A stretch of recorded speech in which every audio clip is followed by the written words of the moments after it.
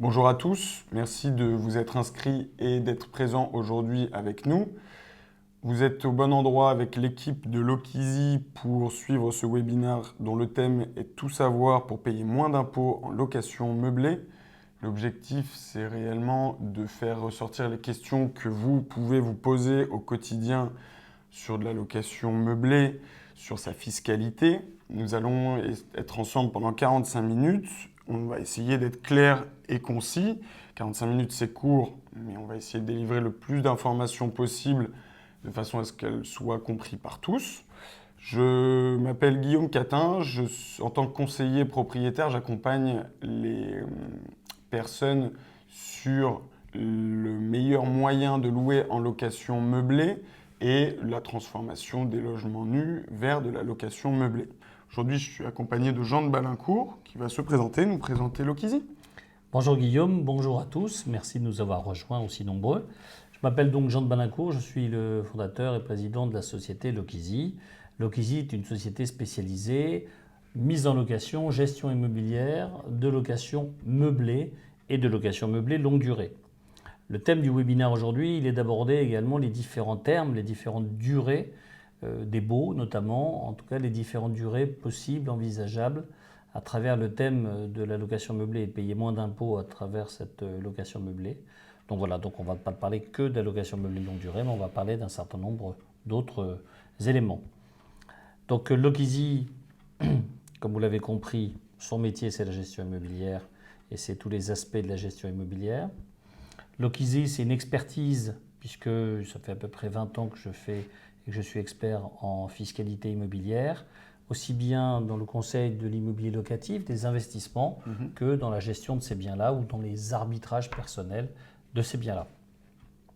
Lokizy aujourd'hui accompagne, en plus de son métier de la location meublée longue durée, ou de la location meublée tout court, accompagne l'ensemble de ses clients propriétaires sur tous les aspects déclaratifs, administratifs, comptables et fiscaux. Voilà. Puisque une grande dépendance qui est liée entre le choix de faire sa location, de la location meublée, et le choix ou les options fiscales réservées à cette location meublée. D'accord, merci Jean. Sans transition, Jean, pourquoi louer en meublé? Alors c'est une bonne question, on est là pour ça. D'abord on loue en meublé très souvent parce que au-delà des informations qu'on a pu lire, au-delà des informations qu'on a pu entendre ou des informations qu'on peut voir, puisque c'est quand même un gros sujet depuis quelques années, on loue en meublé déjà parce qu'on a en général un rapport financier de 20 à 30% supérieur à de la location nue. Donc déjà on se dit financièrement et concernant la rentabilité, c'est un peu meilleur en location et c'est meilleur en location meublée qu'en location nue. Ça c'est le premier point. Le deuxième point, c'est que louer en meublé répond à une demande aujourd'hui. Alors, répond à une demande sur les différents termes dont je parlais, les différentes durées. On entend parler du saisonnier, on entend parler du touristique, on entend parler de la très courte durée, de la courte durée, des durées intermédiaires, du bail mobilité par exemple, je fais une parenthèse, et de la location meublée longue durée. Tout ça correspond à une forte demande et tout ça correspond à ce qu'on appelle le marché de la mobilité, qui n'est pas réservé simplement à des étudiants qui, pendant des années, on a considéré que c'était des étudiants qui prenaient de la location meublée, mais réservé à la vraie mobilité, qu'elle soit personnelle, qu'elle soit touristique, qu'elle soit professionnelle ou qu'elle soit là aussi personnelle, par exemple des retraités. Donc aujourd'hui, ça répond à un marché, à des demandes très importantes, notamment dans les métropoles, toute évidemment la catégorie des étudiants qui sont en première année ou qui sont en fin de cycle, que sont des professionnels, jeunes ou moins jeunes d'ailleurs, de toute la métropole, de toute la France et du monde entier. C'est-à-dire une mission plus ou moins longue de 6 mois, d'1 an, de 2 ans. Je viens seul, je viens avec mon conjoint ou ma conjointe et je viens avec ma famille. Donc ça, c'est une grosse demande que nous avons tous les jours. Je suis une profession intermédiaire, je suis une profession spécialisée, je suis une profession libérale. Donc tous les professionnels, tout le spectre de la population de locataires que l'on rencontre. Et je disais personnel sur des retraités parce qu'on a aujourd'hui de plus en plus de retraités qui font de la location meublée. Jeunes retraités, ça débute autour de 65 ans, qui vendent leurs biens là où ils ont établi leur vie pendant une trentaine d'années, change ou se réapproprie un territoire, voire un terroir, et également la motivation de se rapprocher de leurs enfants, de leurs petits-enfants. Donc tout ça constitue, je n'allais pas dire des strates, mais constitue des catégories multiples et variées qui répondent aujourd'hui aux critères de la location meublée. D'accord. Donc, plus de rentabilité, plus de flexibilité, et aujourd'hui, en fait, un marché en totale mutation qui touche tout le monde. Qui touche tout le monde et qui touche tout type de biens. C'est-à-dire qu'on a dit souvent, quand je parlais des étudiants tout à l'heure, réservés à des petites surfaces, type studio, type T1, type T1 bis, mais aujourd'hui, les demandes que nous avons au quotidien chez Lockeasy, et je dis bien au quotidien, ce sont pour des surfaces, des T2, des T3, des T4, des T5, des T6, des duplex, des souplex, des villas, des maisons, quel qu'en soit l'endroit. Donc ça, c'est très important, cette notion-là, de se mettre, on va dire, dans le creuset, dans l'ambiance de la location meublée. Ça concerne tout le monde, à tous les âges, de toutes les professions, pour tout type de biens, sur tout le territoire. D'accord. Et le troisième élément, vous me dites pourquoi le meublé, parce qu'il a une fiscalité avantageuse, permettant de faire des choix et des options, évitant des impositions, qu'elles soient au titre, j'allais dire des impositions type CSG ou IRPP, à l'imposition sur les revenus des personnes physiques, selon les catégories et selon la catégorie choisie et selon l'option choisie, ce que nous allons voir un peu plus en détail. Oui, ok.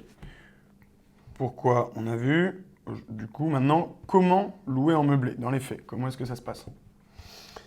Alors, on loue en meublé. Comment loue-t-on en meublé? Alors, pour louer en meublé, il faut répondre, alors là, on ne va pas rentrer dans la technique, mais il faut répondre au décret du 31 juillet 2015 de la loi Allure, qui définit, qui institue, on va dire, l'éligibilité de ce qu'est un logement meublé, qu'il soit un studio, qu'il soit une maison. Bon, d'abord, ça dépend de la volumétrie. Donc, il faut mettre à proportion du bien.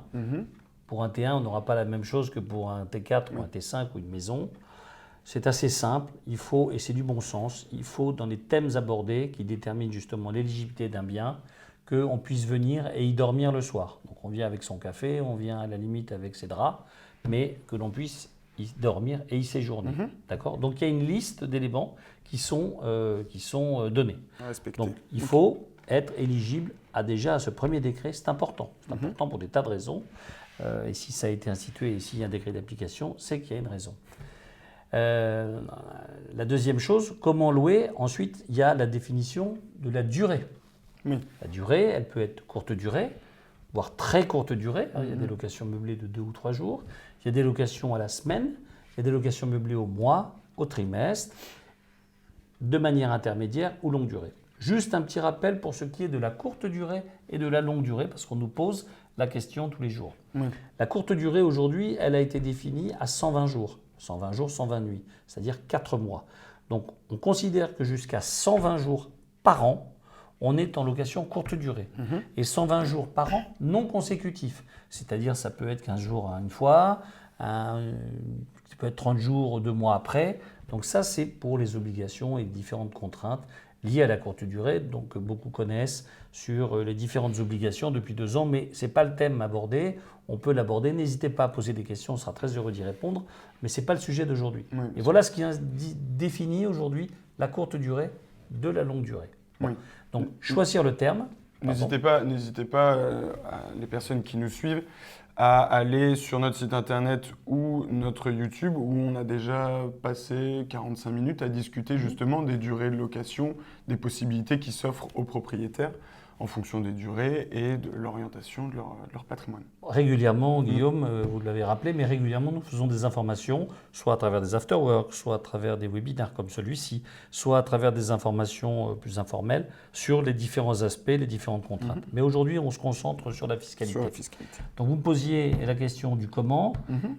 Donc, comment physiquement on fait pour meubler, comment j'allais dire physiquement ou juridiquement, on choisit comme terme, d'accord, sur l'utilisation du bien.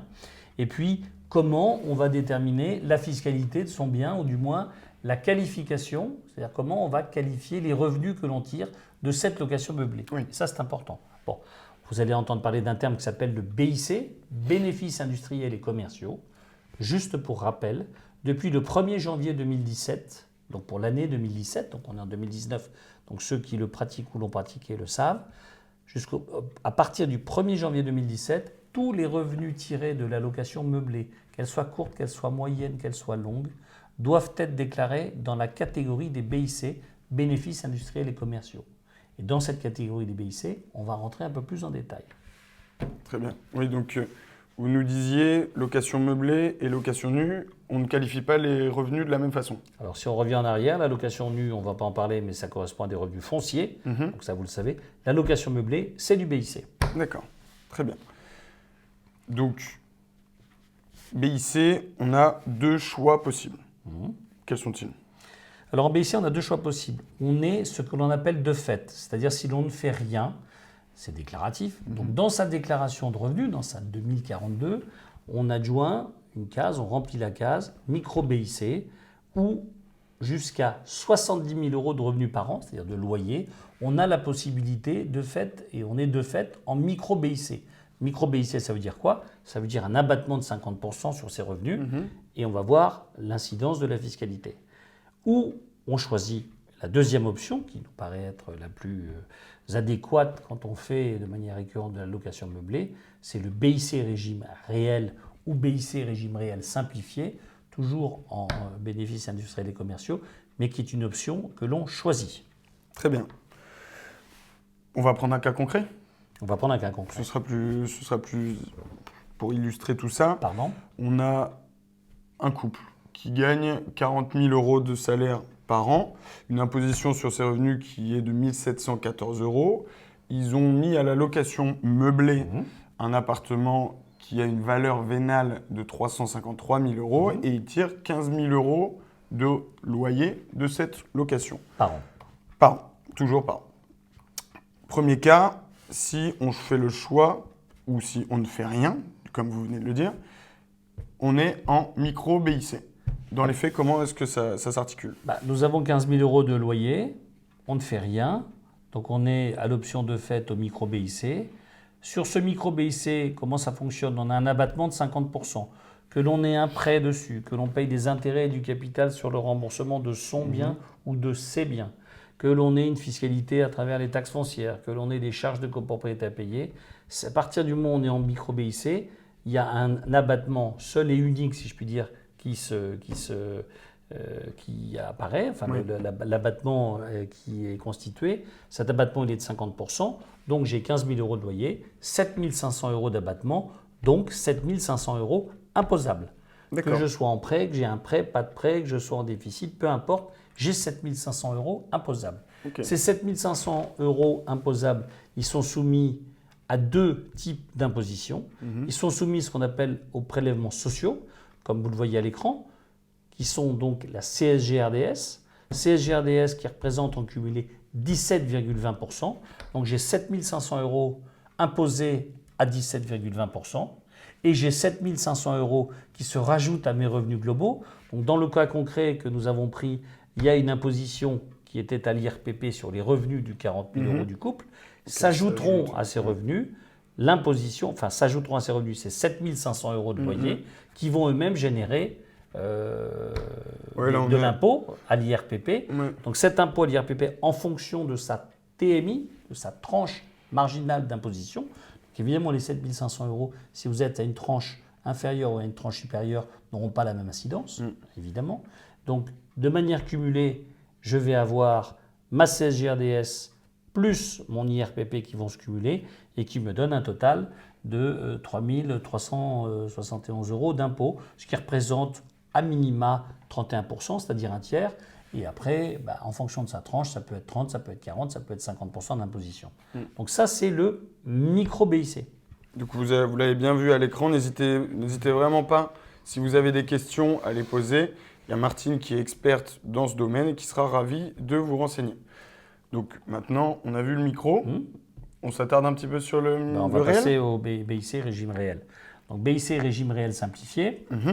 Donc à partir de là, c'est une option, c'est un choix. Donc il y a une démarche à faire.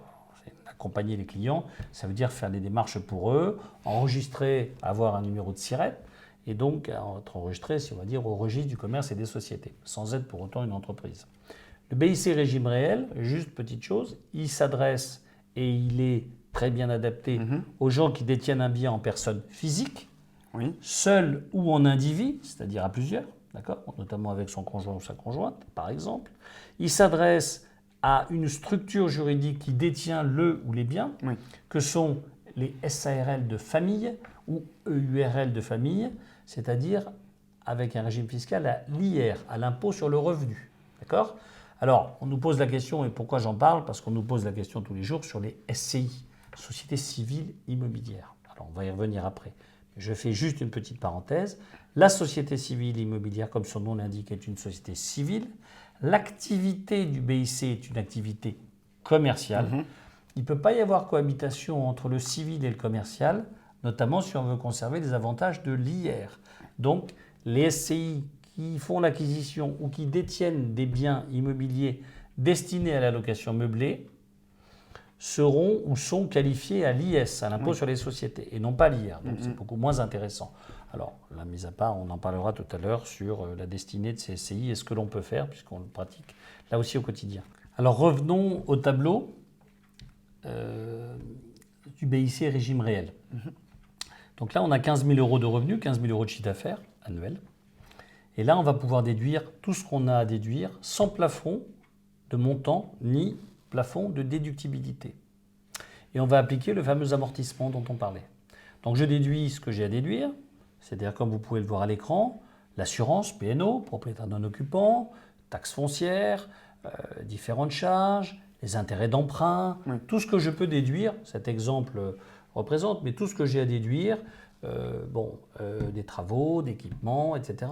Et surtout, si je m'arrêtais là, j'aurais simplement un résultat qui sera encore positif. Oui. C'est-à-dire j'aurai un ensemble de charges bien inférieur au produit, bien inférieur aux 15 000 euros, comme vous pouvez le voir. Et donc de l'imposition. Et donc de l'imposition. Là, j'ai donc mon fameux amortissement.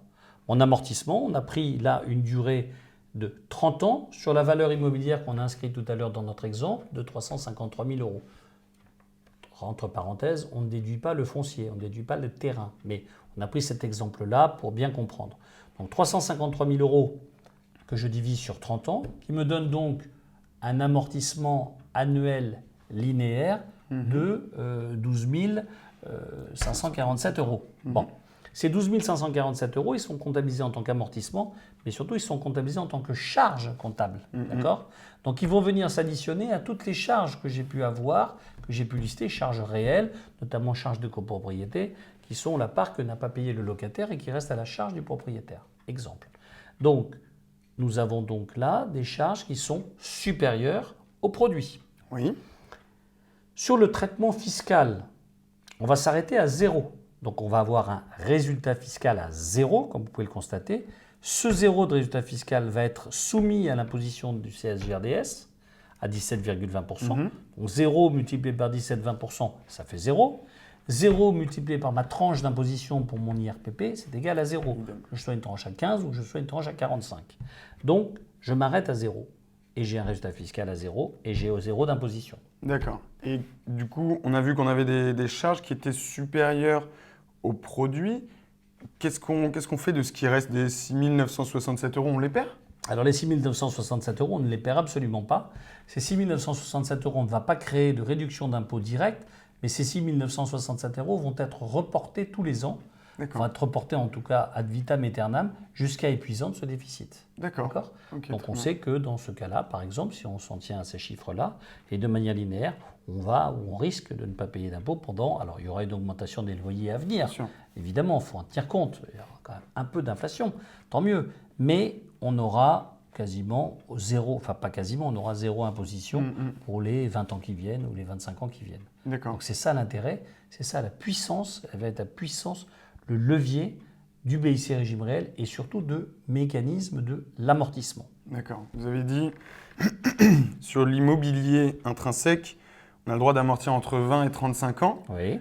Là, on voit qu'il y a deux autres lignes concernant l'aménagement, les travaux, j'imagine, et le mobilier. Absolument. Qu'en est-il? Alors, tout ce qui concerne les travaux, c'est une question qu'on nous pose aussi tous les jours, concernant les travaux liés au bien lui-même, pas très joli, mais à l'intrinsèque, qui sont solidaires du bien. Une cuisine équipée, des placards sur mesure qui font partie du bien, dans des chambres, des travaux d'embellissement qui sont liés à la maison, liés à l'appartement, liés au bien. Ça, ce sont de l'équipement. Ces travaux d'équipement sont amortissables, là aussi de manière linéaire, sur 10 ans. Donc j'ai fait 10 000 euros d'embellissement, j'ai fait 10 000 euros de travaux dans mon bien. Eh bien, je divise par 10 et j'ai 1 000 euros d'amortissement. Donc je retrouve 1 000 euros de charges comptables déductibles à 100% chaque année. Pour ce qui est du meublé, puisqu'on parle de location meublée, qui dit meublé dit meuble, dit aménagement, dit ameublement, dit fourniture, dit électroménager, dit tout ce qui constitue la location ou mon logement meublé. Ça, nous l'amortissons sur 5 ans. D'accord ? Donc la même chose, j'ai 5 000 euros d'ameublement, d'électroménager, de table, de chaise, de lit. Je l'amortis sur 5 ans. J'ai une charge comptable de 5 000 euros, 2 000 euros par an. Si on reprend notre schéma, c'est exactement ce qui s'y passe. D'accord. Donc voilà le BIC régime réel. Donc, on a, pour récapituler, on a le micro avec l'abattement de 50%. Oui. On a une imposition environnant à 30%. Minimum. Et sur le réel, on arrive à avoir des revenus locatifs qui sont pas du tout soumis à imposition, donc qui sont entièrement nets. Absolument. Il y a des déclarations particulières Alors, ils sont entièrement nets, mis à part les quelques charges courantes qu'on peut avoir. On ne va pas dire qu'on a 15 000 euros de revenus et 15 000 euros nets. On a 15 000 euros de revenus et les quelques charges qu'on a à payer, puisqu'elles sont déductibles. Bien sûr. Bon. Mais c'est effectivement du résultat entièrement net. Alors les contraintes, puisqu'il y a des obligations, les contraintes, si je puis dire, c'est effectivement d'avoir une vraie comptabilité. C'est une vraie liasse, on appelle une liasse CERFA 2031, et donc avec les obligations qui y sont rattachées. Voilà. Donc ces mêmes frais de comptabilité, puisque notre département Lokésie pratique ça au quotidien, sont eux-mêmes 100% déductibles et constituent aussi une charge. C'est important à dire. Voilà. Ça, on est dans l'exploitation du bien. Très bien. On se répète, mais si vous avez la moindre question, n'hésitez absolument pas à contacter les personnes qui sont sur le chat et qui se feront un plaisir de vous répondre. Donc, si j'ai bien compris, je meuble tout d'abord le bien en question. Ensuite, je fais le choix de la bonne structure, comme vous l'avez dit tout à l'heure. Fonction du véhicule de détention, SCI, SARL, tout est bon pour pour faire de la location meublée. Alors, on revient sur ce qu'on avait dit, sur ce que j'ai pu dire tout à l'heure. C'est qu'effectivement, au moment, alors on meuble, oui, mais antérieurement, on a fait soit on détient le ou les biens en personne physique, d'accord, seul ou à plusieurs, en individu par exemple, soit on l'a acquis ou transféré dans un véhicule qu'on appelle une structure juridique type SCI dont on a parlé, ou SARL de famille. Il est important de veiller effectivement à ce que ces sociétés-là soient des sociétés transparentes, donc à l'IR, transparentes fiscalement et aussi l'avantage, transparentes patrimonialement. Bon, très simplement, on a beaucoup de gens qui viennent avec des SCI nous voir en disant voilà, j'ai une SCI, j'ai fait une SCI ou j'ai constitué pour l'occasion une SCI. Quand cette SCI est à l'IR et qu'elle n'a pas forcément d'obligation de comptabilité, mais ce qu'on appelle une comptabilité sommaire, nous transformons ces SCI à l'IR à ou en des SARL ou EURL à l'IR, ce qui est extrêmement, je veux dire, pratique, courant, facile, qui a un moindre coût, mais qui a un très très grand intérêt par rapport à ce qu'on a vu tout à l'heure. Bon. Et effectivement, il y a beaucoup de gens qui viennent avec des questions sur les différentes structures.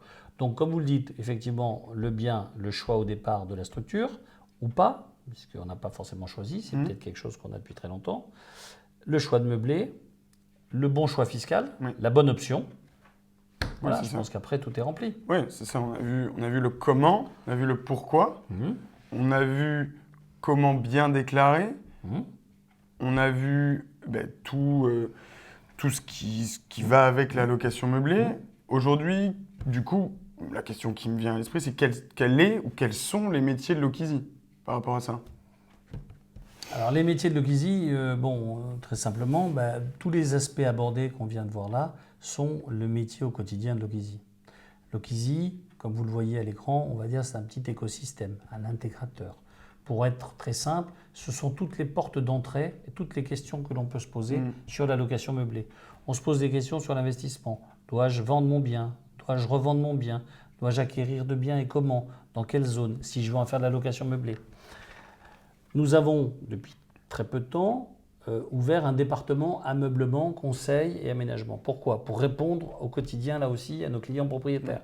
C'est-à-dire qu'effectivement, avec le métier que nous avons, nous sommes capables de donner des conseils, quand ils nous le demandent, nos propriétaires en disant mais plutôt ce type de mobilier, plutôt ce type de bien, etc. Et quelquefois même très en amont dans l'aménagement de leurs biens, à savoir le nombre de salles de bain, le nombre de chambres, etc. Très important. Ce que je disais tout à l'heure, non seulement la volumétrie, il se trouve que effectivement chaque bien étant différent, c'est important d'avoir un regard, de se projeter sur la location meublée et donc d'avoir les meilleurs conseils possibles.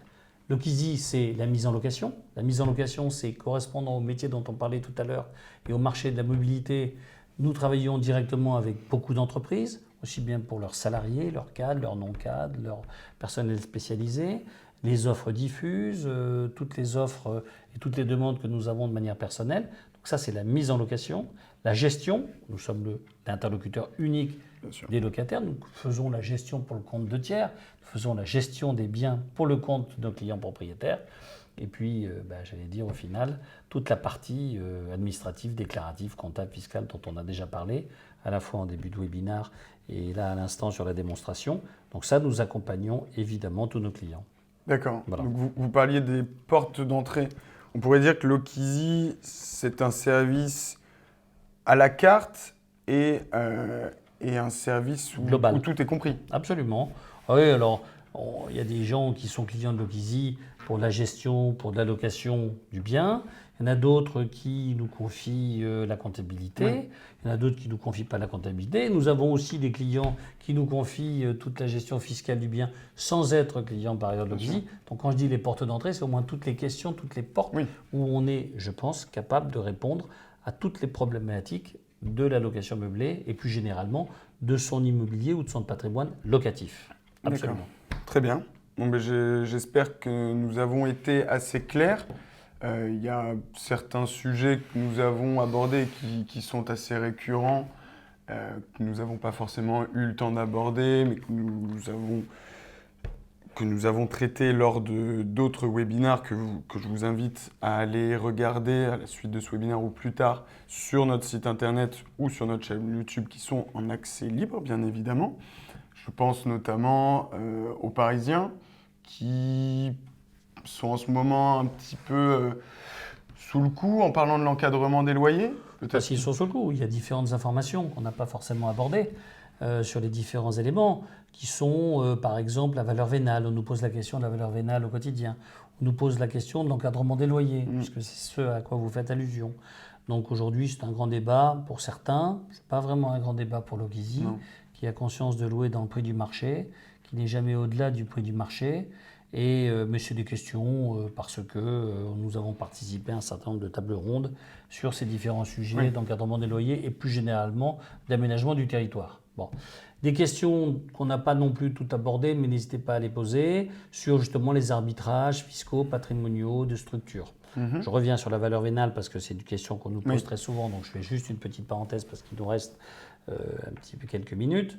La valeur vénale, c'est la valeur de mon bien au jour où je serai amené à le vendre, c'est-à-dire la valeur du marché aujourd'hui.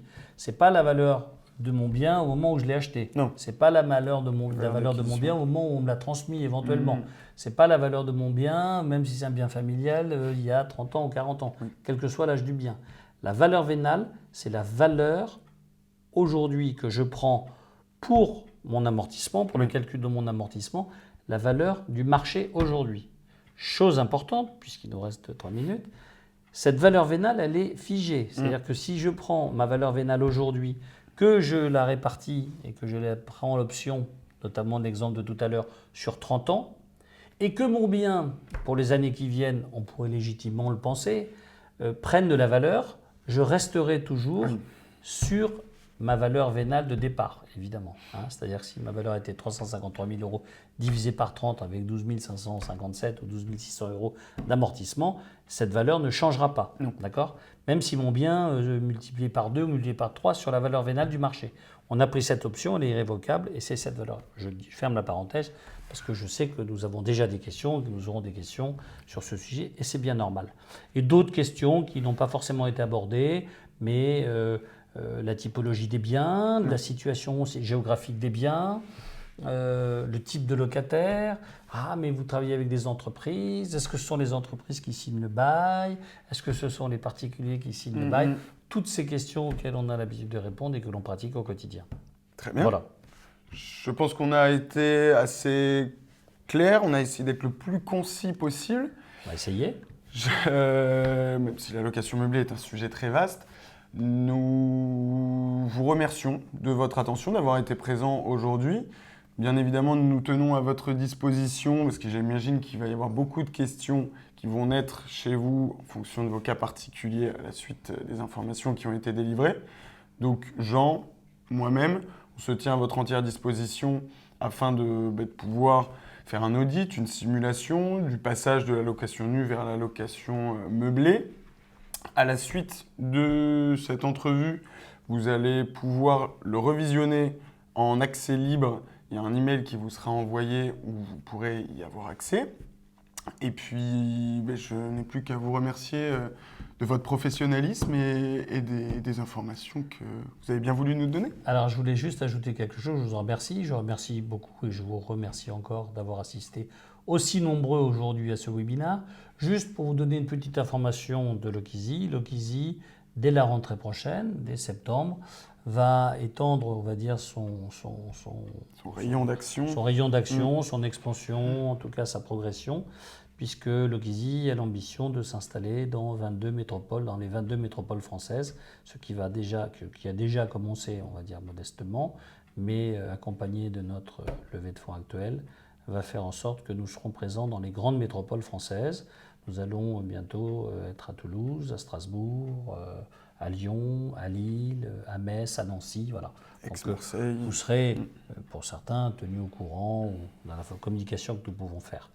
Mais je vous adresse mes remerciements les plus sincères pour cet intérêt, dans un horaire qui n'est pas toujours facile dans la journée, de trouver le bon horaire en début d'après-midi. Merci. N'hésitez pas, comme l'a dit Guillaume, à nous contacter, soit par téléphone, soit par mail, à nous envoyer vos questions et nous serons ravis de vous recevoir, évidemment gracieusement, pour évoquer un bilan de votre situation ou une consultation liée aux questions que vous pouvez vous poser sur la location meublée dans, j'allais dire, dans toutes ses durées ou dans tous ses états. Donc merci beaucoup. Merci, au revoir. Et bon été.